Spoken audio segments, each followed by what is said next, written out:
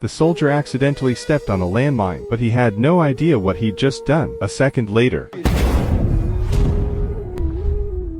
his teammate rushed to help, but then heard a terrifying click beneath his own boot. He had stepped on a mine too. He froze, paralyzed with fear. Then came the scream. His friend was in agony. He looked up and saw that both of his legs were gone. If he didn't stop the bleeding soon, he wouldn't make it. The man thought about risking it, maybe pulling his foot free and making a run for it. But his teammate must have guessed his plan, because he pointed his gun at himself to stop him.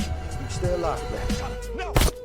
The man was crushed, but there was nothing he could do. To be sure he was really on a mine, he crouched down slowly and slid a knife into the sand. He felt cold metal underneath. It was definitely a landmine. Now, the only way out was to call for backup, but the radio was in his teammate's backpack. He took off a shoelace and tied it to the handle of his axe. Then he unhooked his gun strap, lengthening the reach. Carefully, he stood back up, trying to hook the pack with the axe. After many failed tries, he finally pulled the backpack closer. He grabbed the radio and quickly contacted headquarters. But the response wasn't good. A sandstorm was closing in. No chopper could enter the area. To survive the storm, he quickly checked what supplies he had, then ate something to boost his strength. Suddenly, a strong gust hit him. He turned to look. A massive wall of dust was heading his way. He yanked out a scarf and wrapped it tightly around his face. Then he jammed his rifle and knife into the ground to anchor himself in place. Moments later, he was completely swallowed by the storm. He clenched his jaw and held on. No one knows how long it lasted, but eventually, things went quiet. He ripped off the scarf and gasped for air. Then he saw something heartbreaking. His friend's body had been blown near him. He reached out and touched it. Not long ago, they were joking together. Now nothing. Worse yet,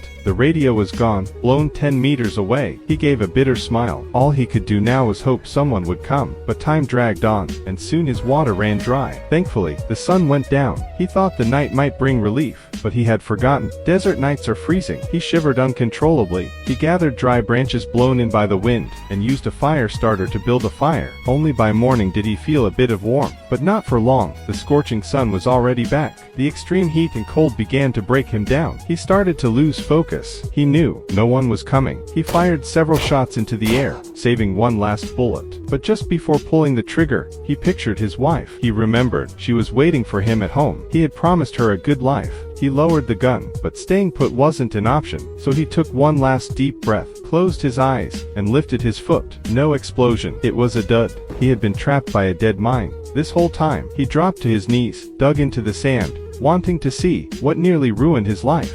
And there it was, just a rusty metal can. He collapsed beside it, first in tears, then laughing hysterically. Who knows what he was feeling in that moment? If it were you, what would be going through your mind?